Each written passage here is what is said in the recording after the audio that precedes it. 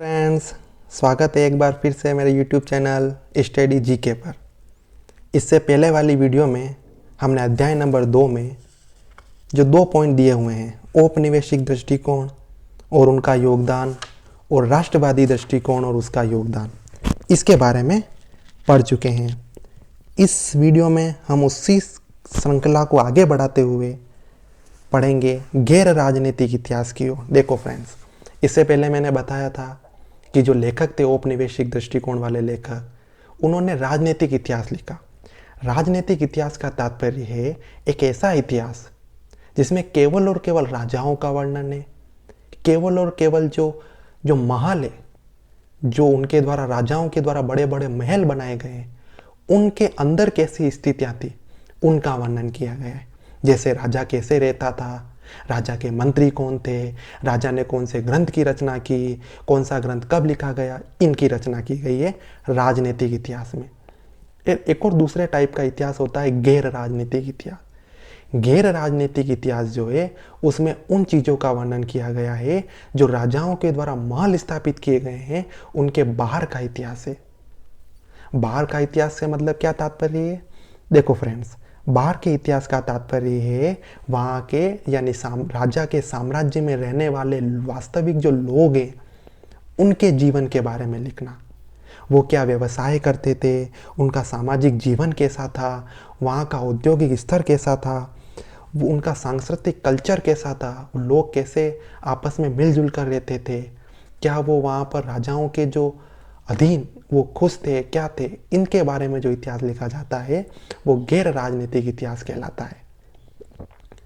तो जैसे जैसे समय आगे बढ़ता गया, राजनीतिक इतिहास से गैर राजनीतिक इतिहास भी अधिक महत्वपूर्ण होने लगा, क्योंकि राजाओं के बारे में जानना केवल काफ़ी नहीं है, वहाँ की प्रजाओं के बारे में जानना भी उतना ही महत्वपूर्ण है जितना राजाओं के बारे में। राइट फ्रेंड्स, तो इस जो वीडियो में हम गैर राजनीतिक इतिहास से शुरू करते हैं। संस्कृतविद के रूप में दीक्षित ब्रिटिश इतिहासकार A.L. बाशम ने प्राचीन भारत को देखने के नजरिए पर ही आधुनिक दृष्टिकोण से सवाल खड़े किए। मतलब एक इतिहासकार है, वो है ब्रिटिश इतिहासकार, उनका नाम है A.L. बाशम। A.L. बाशम।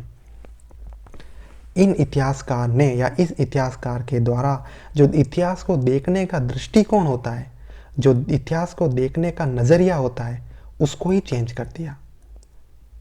सब जने राजनीतिक इतिहास के बारे में चर्चा कर रहे थे और इन्होंने एक नया ही दृष्टिकोण और नए शब्द सामने लाए, वो है गैर राजनीतिक इतिहास। वो है गैर राजनीतिक इतिहास, यानी उन्होंने दृष्टिकोण ही चेंज कर दिया इतिहास को देखने का। राइट, उनके पुराने लेखों से असनातनिक पंथों के भौतिक दर्शन में विशेष रुचि के प्रमाण मिलते हैं। बाद में उन्होंने माना कि अतीत को जिज्ञासा और आनंद अनुभूति के लिए पढ़ा जाना चाहिए। मतलब इन्होंने कहा कि जो अतीत होता है उसको केवल इस तरीके से नहीं पढ़ना चाहिए कि कौन सा राजा आया, कौन सा राजा प्रतापी था, कौन से राजा ने कितना साम्राज्य विस्तार किया, किस राजा ने किस राजा को हराया, केवल ये नहीं पढ़ना चाहिए। उस अतीत को जिज्ञासा और आनंद की अनुभूति के लिए भी पढ़ा जाना चाहिए। मतलब वहाँ के जो वास्तविक लोग हैं उनके बारे में भी पढ़ना चाहिए।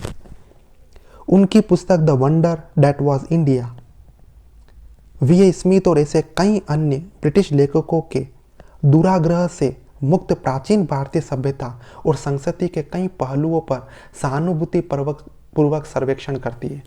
मतलब जो A.L. बाशम द्वारा किताब लिखी गई थी, the wonder that was India, the wonder that was India, इस पुस्तक में जो A.L. बाशम ने जो पहले द्वारा लिखे गए इतिहासकारों के द्वारा लिखी गई पुस्तकें थी, जैसे V.A. स्मिथ ने किताब लिखी थी, अन्य दूसरे ब्रिटिश लेखकों ने भी जो किताबें लिखी थी, उनके दृष्टिकोण से बिल्कुल ही अलग दृष्टिकोण इस किताब में उन्होंने प्रस्तुत किया, जिसमें उन्होंने वास्तविक भारतीय सभ्यता और भारतीय संस्कृति को उजागर किया, न कि केवल और केवल उन शानो शौकत की जो सभ्यता थी उनको उजागर करने के उन्होंने वास्तविक सभ्यता को उदय किया। बाशम की पुस्तक राजनीतिक से गैर राजनीतिक इतिहास की तरफ प्रमुखता से संकेत करती है। वही जो मैंने अभी अब आपको बताया, ए.एल. बाशम ने गैर राजनीतिक इतिहास पर अधिक फोकस किया। यही बदलाव डी.डी. कोशाम्बी की पुस्तक an introduction to the study of Indian history, एक और लेखक है डी.डी. कोशाम्बी, डी.डी. कोशाम्बी। डी.डी. कोशाम्बी भी हैं जिन्होंने गैर राजनीतिक इतिहास की तरफ बल दिया, राइट। जो बाद में the civilisation of the ancient India in historical outline से प्रसिद्ध हुई। मतलब इन्होंने भी जो किताब लिखी थी उस किताब का नाम है an introduction to the study of Indian history, और बाद में इसका नाम चेंज हुआ और हुआ the civilisation of the ancient India in historical outline. इसमें भी किस पर फोकस किया गया है? गैर राजनीतिक इतिहास की तरफ फोकस किया गया है। कोशाम्बी ने भारतीय इतिहास को एक नई दिशा दी। उनकी शैली इतिहास की भौतिक व्याख्या से प्रभावित है, जिसे कार्ल मार्क्स की रचनाओं से लिया गया है। भौतिक व्याख्या मतलब क्या है? भौतिक व्याख्या मतलब राजाओं से परे इतिहास, उस चीज़ को इन्होंने इसमें वर्णन किया।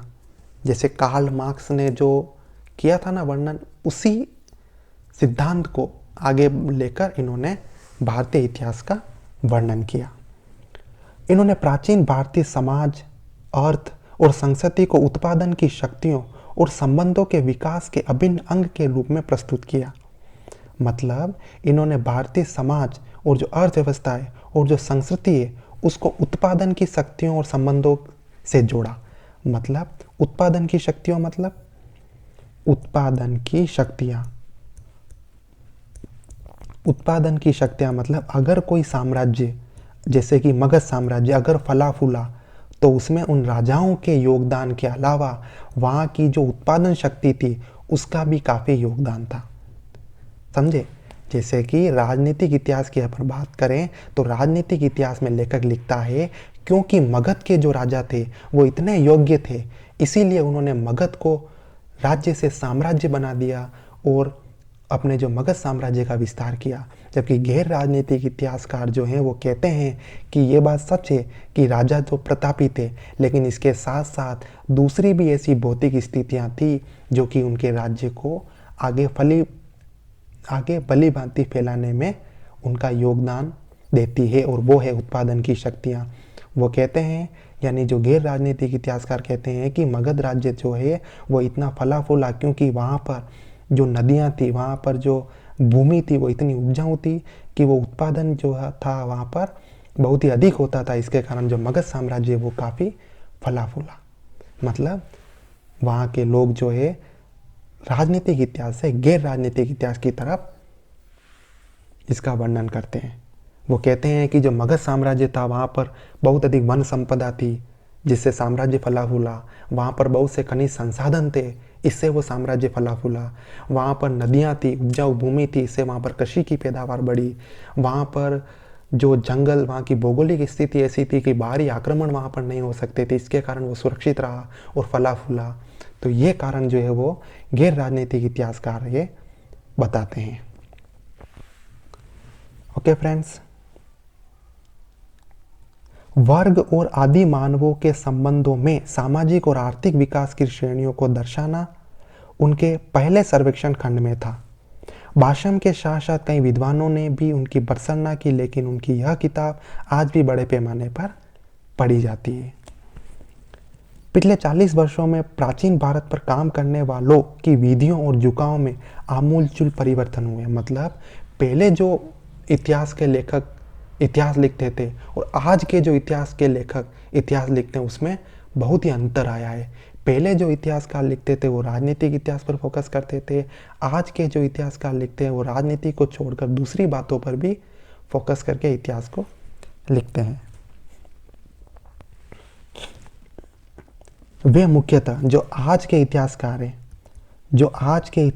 है वो किन किन बातों पर फोकस करते हैं? केवल राजा पर नहीं, वो फोकस करते हैं समाज की जो व्यवस्था है वो कैसी है, आर्थिक, मतलब व्यापार कैसा होता था उस समय में, सांस्कृतिक मतलब उस समय में जो लोग थे वो कल्चरल कंडीशन कैसी थी वहाँ की, उस पर फोकस करते हैं।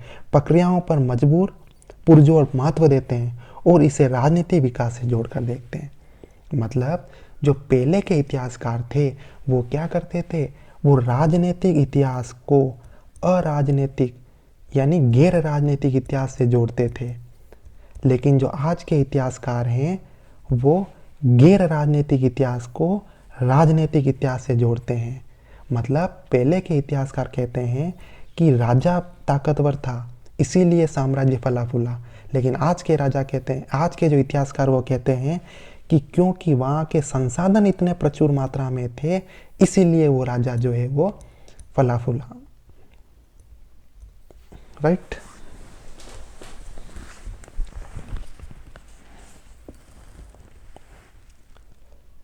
वे ग्रंथों का स्तरीकरण करते हैं और उनके परंपरागत स्वभावों की तुलना पुरातत्व विज्ञान और मानव शास्त्रीय साक्ष्यों से करते हैं।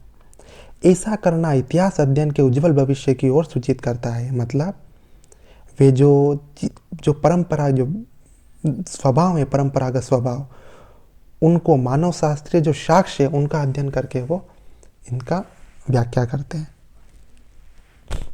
अब पश्चिमी लेखक जोर नहीं देते कि सारे सांस्कृतिक तत्व भारत से बाहर से आए हैं। मतलब यानी इन इतिहासकारों के द्वारा जो वर्णन किया गया, जो गैर राजनीतिक इतिहासकारों द्वारा जो वर्णन किया गया, इस सारे वर्णन के बाद अब जो औपनिवेशिक इतिहासकार हैं उनको भी ये महसूस होने लगा है या उनको भी ये आभास होने लगा है कि जो भारत में ये जो चीज़ें हैं, जो ये सांस्कृतिक कल्चर है, वो चीज़ें बाहर से नहीं आई है, ये चीज़ें क्या हैं, भारत के ही हैं।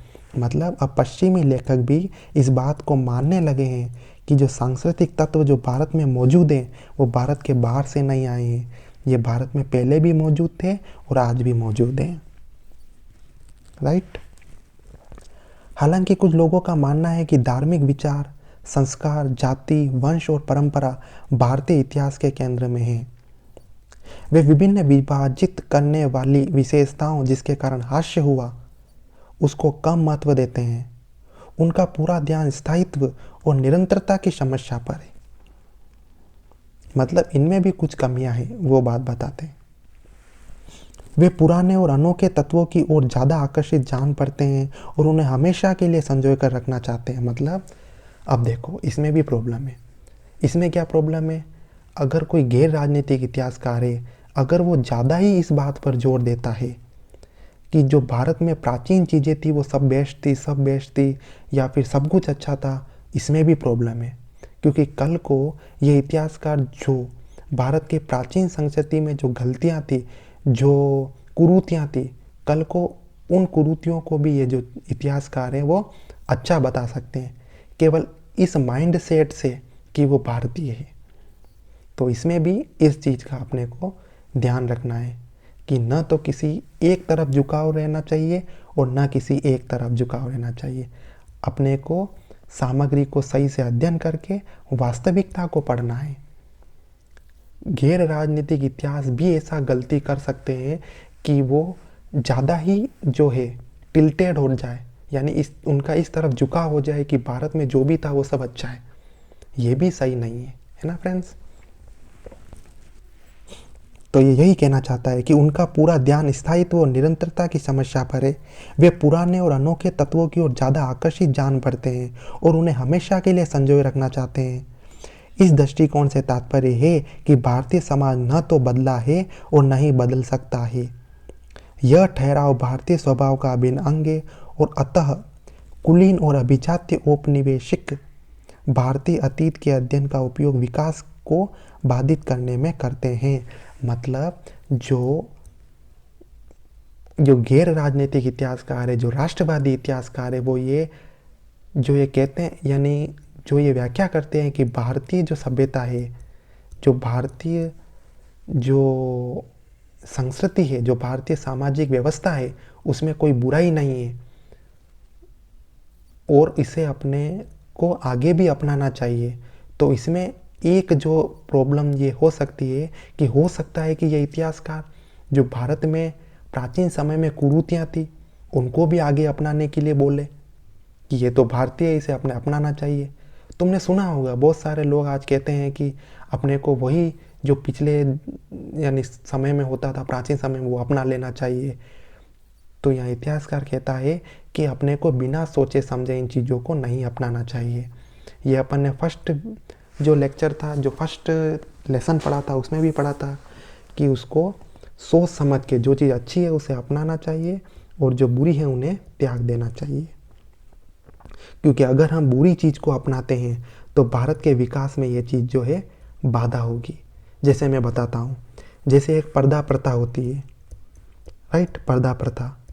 हो सकता है कि कुछ आज के लोग बोलें कि पर्दा प्रथा जो है वो अपने को अपना लेना चाहिए, क्योंकि ये पुराने समय में भी अपनाई जाती थी। लेकिन अपने को ये सोचना होगा कि क्या पर्दा प्रथा अपनाने से भारतीय जो विकास है उसमें बाधक हो सकता है या नहीं। मतलब अगर पर्दा प्रथा अपनाते हैं तो क्या स्त्रियों को, क्या जो बालिकाएं हैं उनको आगे बढ़ने के जो अवसर है वो कहीं बंद तो नहीं हो जाएंगे। अगर ऐसा होता है तो अपने को पर्दा प्रथा को त्याग देना चाहिए। मतलब केवल ये चीज़ें भारतीय हैं और पुरानी है, प्राचीन है, इस तथ्य पर अपन इन चीज़ों को नहीं अपना सकते। हमें इनको भलीभांति समझकर वर्तमान की ज़रूरतों के हिसाब से इन्हें डालना होगा, राइट। कुछ भारतीय लेखक धर्म की भूमिका बढ़ा चढ़ाकर बताते हैं और मानते हैं कि जो कुछ भी अच्छा और महान है उसकी शुरुआत भारत से हुई है। जैसे तुमने आज भी बहुत जनों को मुंह से कहते हुए सुना होगा कि जो भी अच्छी चीज़ है वो भारत में है। ये भी एक अतिशयोक्ति है। अतिशयोक्ति का तात्पर्य है कि इतना अपनी सभ्यता के प्रति इतना टिल्ट हो जाना, इतना झुकाव रख लेना कि जो बुरी चीज़ें उनको सुधार कर उन्हीं बुरी चीज़ों को भी अपना लेना। तो ऐसे भी अपने को नहीं करना है। ये कवि यहाँ ये कहना चाहता है, जो लेखक है वो ये कहना चाहते हैं कि प्राचीन भारत में जो समय में जो बुराइयाँ थी उनको तो त्यागो और जो अच्छाइयाँ थी उन्हें और सुधारो और आगे बढ़ाओ। यही है विकास का मार्ग। तो ये था अपना गैर राजनीतिक इतिहास की ओर। अगर इनको छोटे से शब्दों में अगर मैं समावेश करूँ तो इसमें ये कहना चाहते हैं कि जो इतिहासकार, पहले के इतिहासकार केवल और केवल राजाओं के आसपास का ही अध्ययन करते थे, गैर राजनीतिक इतिहासकार जो हैं वहाँ की प्रजा का भी अध्ययन करते हैं, वहाँ के प्राकृतिक संसाधनों का अध्ययन करते हैं और प्राकृतिक संसाधनों के आधार पर उस राजा की शक्ति को या राजाओं की शक्ति की तुलना करते हैं। तो यह है गैर राजनीतिक इतिहास, जो कि अपना थर्ड पॉइंट है। और इससे पहले वाला पॉइंट अपन ने पढ़ा था राष्ट्रवादी दृष्टिकोण, और उससे पहले वाला पॉइंट पढ़ा था अपन ने औपनिवेशिक दृष्टिकोण। इस अध्याय का जो लास्ट पॉइंट है, औपनिवेशिक दृष्टिकोण, राष्ट्रवादी दृष्टिकोण और गैर राजनीतिक इतिहास के अलावा, वो है फोर्थ नंबर पॉइंट, और जो है साम्राज्यवादी दृष्टिकोण। क्या है वो?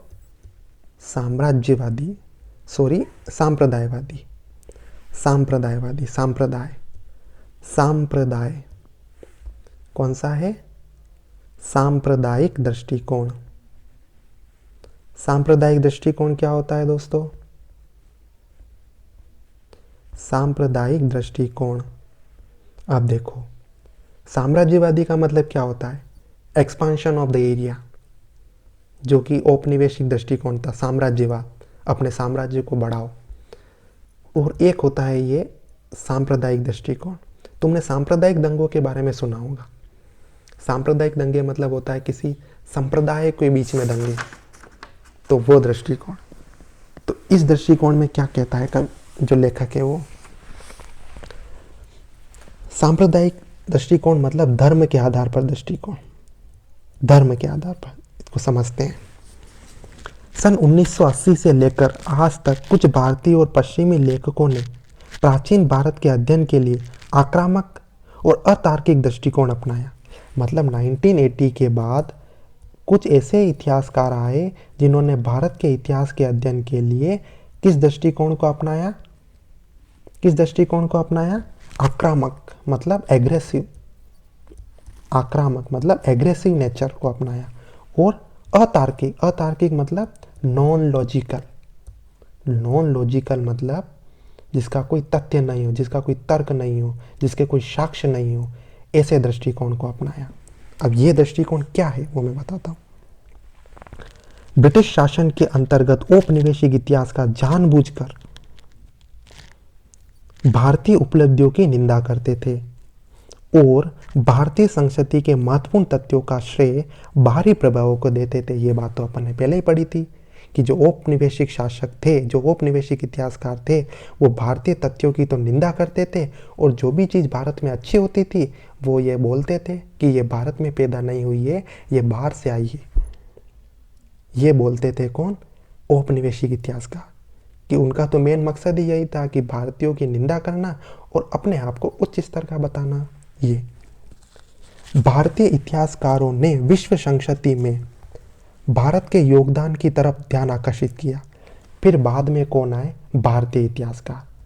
फिर भारतीय इतिहासकारों ने क्या किया? ये औपनिवेशिक इतिहासकार जो थे उनकी निंदा की और बोला कि हर चीज़, अच्छी चीज़ भारत के बाहर से नहीं आई है और कुछ बहुत सारी चीज़ें हैं जो भारत के अंदर विकसित हुई है। और उन्होंने विश्व संस्कृति में जो भारतीयों का योगदान था, जैसे वसुधैव कुटुंबकम, ये पूरे विश्व की संस्कृति में भारतीयों का योगदान है। इन योगदानों को उन्होंने भारतीय इतिहासकारों ने क्या किया? उजागर किया या फिर उनकी तरफ ध्यान आकर्षित किया लोगों का, जो अपने भारतीय संस्कृति की निंदा करते थे उनका। इस प्रकार इतिहास की व्याख्या में उपनिवेशवाद और राष्ट्रवाद के बीच निरंतर संघर्ष जारी रहा। राइट? औपनिवेशिक इतिहासकार और जो राष्ट्रवादी इतिहासकार हैं वो आपस में क्या रहते थे? झगड़ते रहते थे कि औपनिवेशिकवाद कहते थे कि हम बेस्ट हैं और राष्ट्रवादी कहते थे कि भारत बेस्ट है। और इन्हीं विवादों को लेकर ये दोनों आपस में निरंतर उनके बीच में संघर्ष चलता रहता था। अब स्थिति बदल चुकी है। क्यों बदल चुकी है? अब इस संघर्ष में एक तरफ सांप्रदायिकता और अतार्किकता है तो दूसरी तरफ तार्किकता और निष्ठा है। मतलब अब इस बात पर चर्चा कम होने लगी है कि क्या भारतीय था और क्या भारत के बाहर से आया था। अब चर्चा ये होती है कि सांप्रदायिकता के बारे में और एक और चीज़ होती है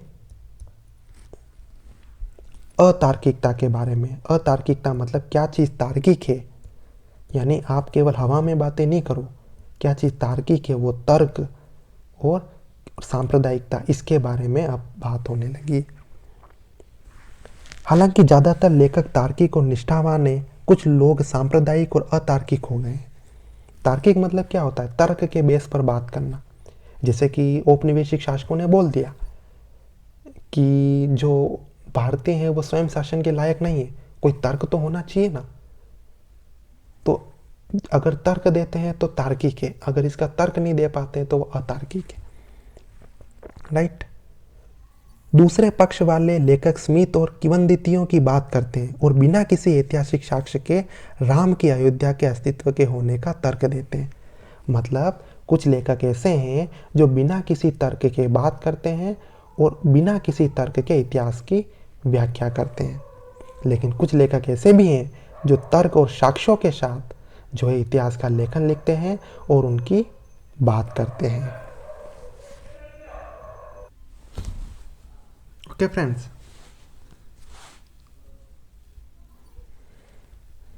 ओके फ्रेंड्स, वे ब्राह्मणवादी सामाजिक रचनाओं या संरचनाओं के सभी आलोचनात्मक अध्ययन की निंदा करते हैं और यहाँ तक कि मनु के सामाजिक असमानता की अनदेखी करते हुए जाति व्यवस्था का समर्थन करते हैं। समझे फ्रेंड्स? तो ये जो चीज़ है वो उपनिवेशवाद और राष्ट्रवाद के अलावा एक और एक तर्क है जो है सांप्रदायिक। सांप्रदायिक मतलब धर्म से, संप्रदाय से, है ना फ्रेंड्स? वे लोग जो कभी पेंटेड ग्रे वेयर को वैदिक लोगों को वैदिक लोगों को भारत से बाहर का होने के लिए जिम्मेदार ठहराया, अब वे इंडो आर्यन को भारतीय मूलवासी घोषित करते हैं। वे तर्क देते हैं कि बाहर से आए मुस्लिम और क्रिश्चियन भारत में विदेशी हैं। ऐसी सरलीकृत मान्यताओं को स्रोतों के तार्किक अध्ययन के आधार पर जांच करने की जरूरत है।